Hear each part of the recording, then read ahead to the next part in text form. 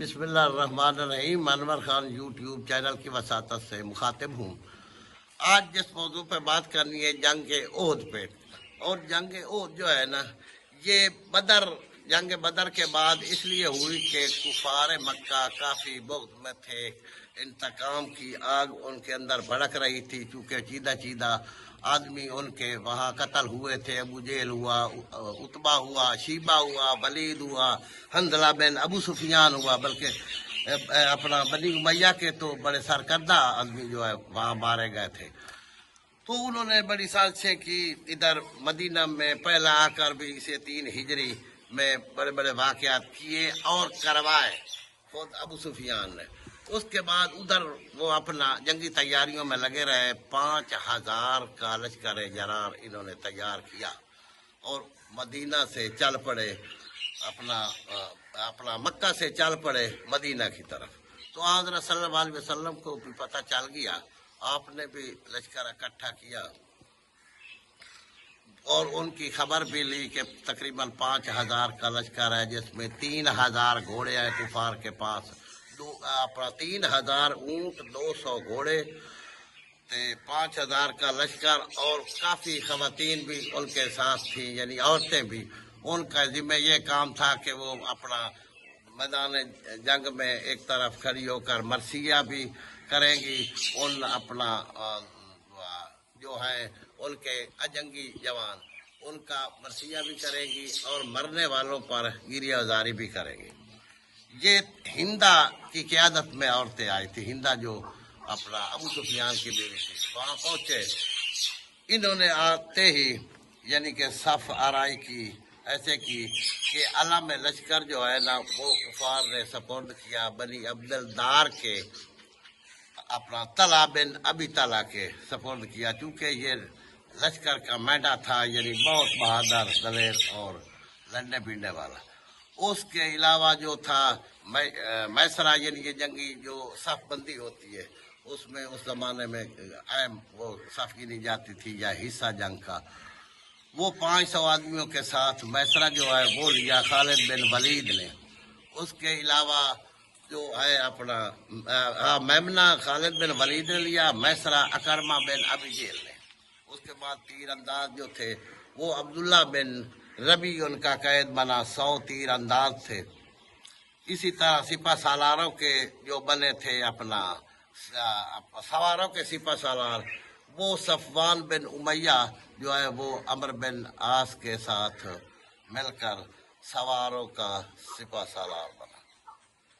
آ گیا ادھر سے حضرت صلی اللہ علیہ وسلم ان سے بھی پہلے احد کے مقام پر پہنچ چکے تھے۔ آپ نے جو صف بندی فرمائی وہ ایسے کی کہ اپنا احد کو لشکر کی پشت پر رکھا، بائیں طرف جبل عینین تھی، وہ جبل عینین کو رکھا، جو پہاڑی تھی عینین کے نام سے، اور سامنے یعنی کہ روبرو مدینہ تھا کہ کہیں یہ ادھر سے جا کر مدینہ میں نہ حملہ کر دے۔ جو اپنا جبل عینین تھی نا، یہ بہت اہمیت کی حامل ثابت ہوئی، اس لیے کہ یہیں سے غلطی ہوئی۔ غلطی کرنے والوں نے یوں کی کہ حضرت صلی اللہ علیہ وسلم نے زور دے کر 50 آدمیوں کو وہاں عبداللہ بن جبیر کی قیادت میں تیر اندازوں کو کھڑا کیا کہ شکست ہو یا فتح ہو، آپ نے یہ جگہ نہیں چھوڑنی، چونکہ عینین میں ایک شگاف تھا، ادھر سے دشمن آ سکتا تھا۔ تو جاتے ہوئے ان تیر اندازوں کو جب دیکھا تو یہ جنگی چالیں تو بہت جانتا تھا خالد بن ولید، وہ بھی چھپ کر یعنی کہ ایک کمین گاہ میں بیٹھ گئے کہ یہاں سے لڑنا یا حملہ کرنا بہت آسان رہے گا، کہ یعنی کہ ایک طرف سے۔ تو اتنی ہدایات کے باوجود بہرحال حضرت صلی اللہ علیہ وسلم نے جو ہے علم میں لشکر وہ اپنا سپرد کیا، وہ اپنا عمیر بن مصعب بن عمیر کے سپرد کیا، چونکہ وہ بھی عبدالدار قبیلے سے تعلق رکھتا تھا، چونکہ کفار نے عبدالدار قبیلے کے طلحہ بن ابی طلحہ کے سپرد کیا ہے، یہ اس زمانے کا اعزاز بھی تھا۔ ہم بھی اپنے اس جوان کے سپرد کرتے ہیں جو عبدالدار قبیلے سے تعلق رکھتا ہے، مصعب بن عمیر۔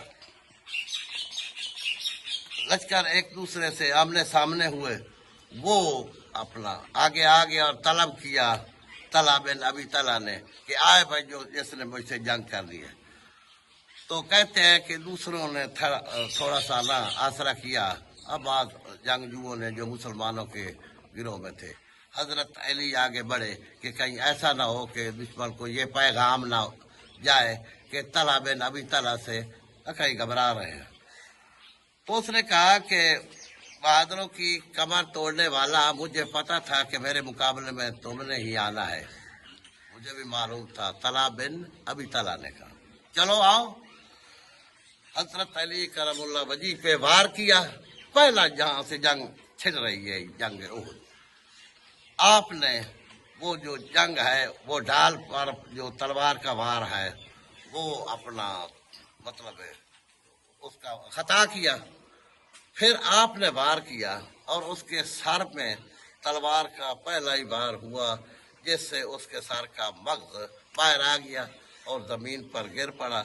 अभी मरा नहीं था, चूंकि नंगा होकर गिरा था, ऐसी अपलटी आई उसे। उसने पनाह मांगी, अली मैं नंगा हो गया हूँ, आप वापस फौरन पलट आए।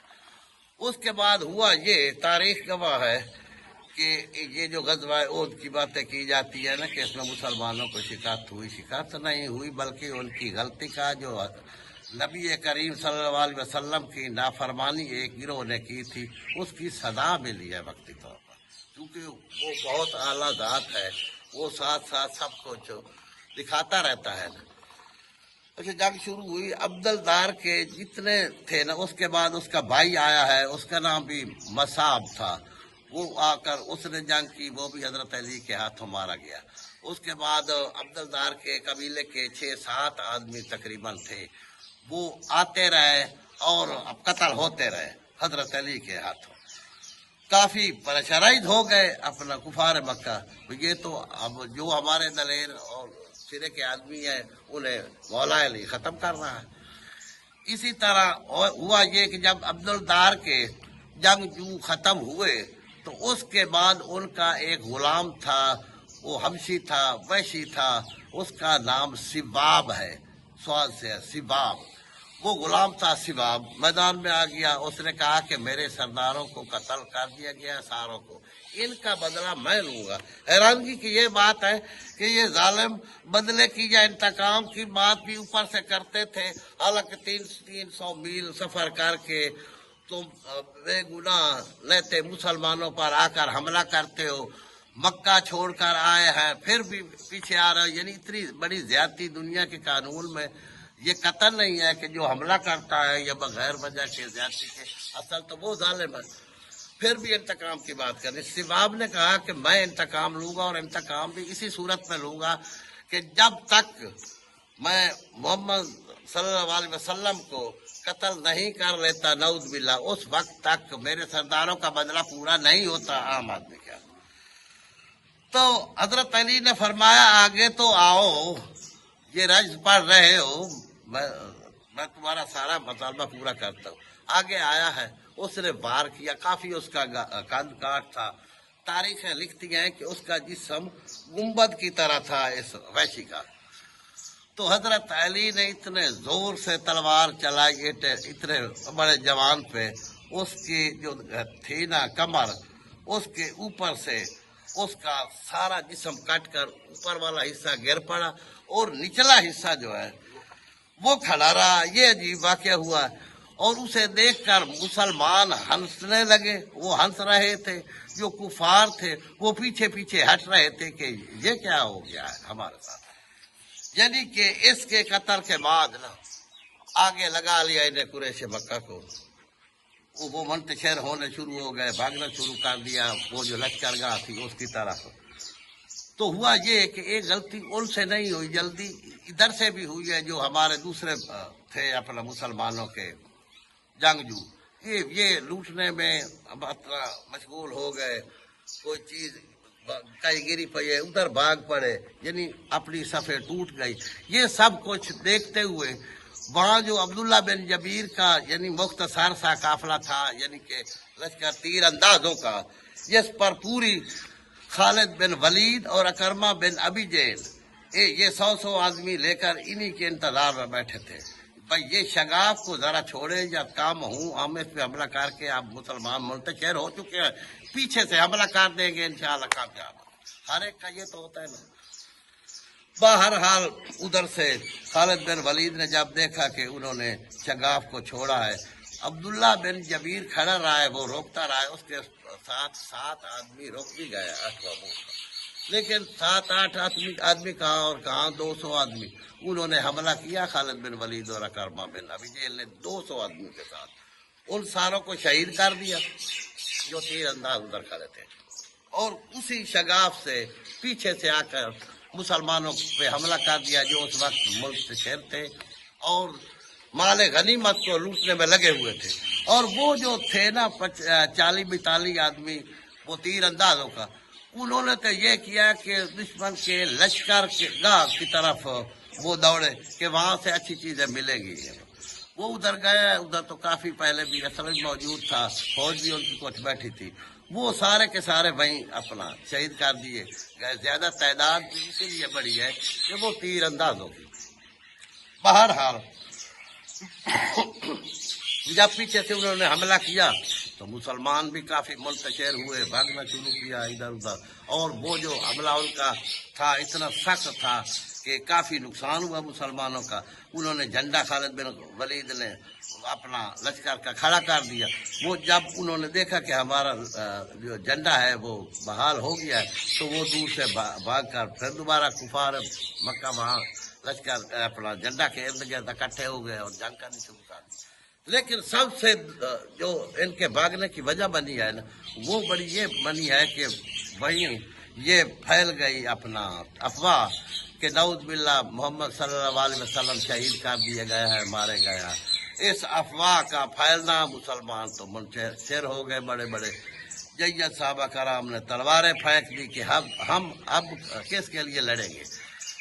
ادھر حضور صلی اللہ علیہ وسلم خچر پہ تشریف فرما تھے، ان کے پاس صرف بنی ہاشم کے 9 آدمی تھے، اور جن میں حضرت عباس اس کا بیٹا، اسی طرح اور بھی تھے، اپنا حضرت علی کرم اللہ وجہ تھے، اور اس کے علاوہ ابو لہب کا بیٹا بھی تھا، وہ مسلمان ہو چکا تھا۔ ایک آدمی دوسرے قبیلے کا تھا، اس کا نام تھا ایمن بن ابی ایمن، اس کو بھی خالد بن ولید نے اس کے قابو میں آیا ہے شہید کر دیا۔ حضرت علی فرنٹ میں ان سب کو فیس کر رہے تھے، بہت ٹک کر جنگ کی، یعنی کہ ہر جنگ میں مثال تھی، لیکن اس جنگ میں یہ ہوا کہ کافی لوگوں سے آپ کو جنگ کرنی پڑی، یعنی دوسرے اکثریت بھاگ چکی تھی مسلمانوں کی، کچھ ویسے منتشر ہو گئے حضرت صلی اللہ علیہ وسلم کے قتل کی خبر سن کر، بہت لڑے، بہت کو مطلب قتل کیا، لیکن اس جنگ میں حضرت صلی اللہ علیہ وسلم پر 70 تقریباً زخم آئے، اور پتھر بھی کفار مارتے رہے جو ایک دندان مبارک پر بھی لگا، مطلب اس قسم کا۔ پھر وہ اپنا جنگ بند ہوئی۔ وہ انہوں نے تو یہ سوچا تھا نا کہ ان کے آدمی پکڑنے کی بجائے ہمارا یعنی داؤ لگا ہے، اتنا تو وہ بھی جانتے تھے، ہم جنگ ہاری ہوئی اپنے پاؤں پہ آ گئے ہیں اور مسلمانوں کو اتنا نقصان کر لیا ہے اور تقریباً فتح کے نزدیک پہنچ گیا، لیکن اگلی جرات انہیں نہ ہوئی کہ وہ ٹیک کر باقی آدمیوں کو مطلب پکڑتے، انہیں قیدی بناتے، انہوں نے جانا ہی میں اپنی مسئلہ سمجھی چلے گئے اور جنگ اس وقت ختم ہو گئی۔ اس کے علاوہ بھی حضرت صلی اللہ علیہ وسلم اتنے زخموں کے باوجود بھی آپ نے اعلان کروایا، منادی کروائی حضرت بلال کے اپنا ذریعے، وہ لمبی بات ہو جائے گی۔ حضرت فاطمہ زہرا وہاں پہنچ آئی، حضرت علی نے اپنی ڈال میں پانی لائے، حضور صلی اللہ علیہ وسلم کا چہرہ مبارک دھوا، چٹائی جلا کر وہ بھی اپنا لگائی گئی۔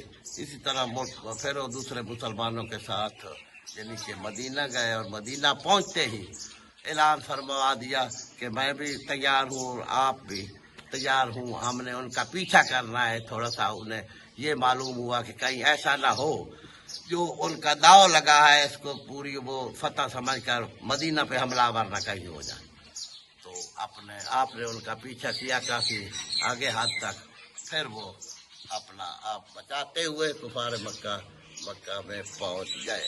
وہ جو ان کی ساری کارستانیت تھی جنگ عہد سے پہلے، یعنی ارد گرد کے قبائل جو ان کے حلیف تھے ان سے دہشت پھیلوائی، ابو سفیان خود آ کر بھی دہشت پھیلواتا رہا، پریشرائز کرنے کے حربے بھی لگائے، اتنا بڑا لشکر جرار بھی تھا، اس کے باوجود یہ ہوا کہ وہ غلطی کی وجہ سے تھوڑی بہت سزا ہو گئی مسلمانوں کو، وہ بھی اللہ کی طرف سے کہ نبی کا فرمان انہوں نے آپس سے پوچھ ڈالا تھا۔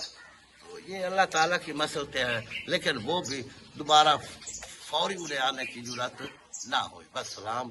لیکن چینل کو سبسکرائب بھی کرنا نہ بھولیے، یہ سلسلہ آگے چلتا رہے گا، جتنی جنگیں ہیں غیر جانبداری سے فیصلہ آپ سننے والوں نے کرنا ہے، وہ ہم کون ہوتے ہیں؟ جو حقائق ہیں سامنے آیا، یہ ہم نے مناسب سمجھا ہے کہ جہاں تک ہو سکے اس کا ہم پرچار کریں، وہ بات کریں صحیح جو غیر متعصبانہ ہو۔ والسلام۔ ٹھیک ہے۔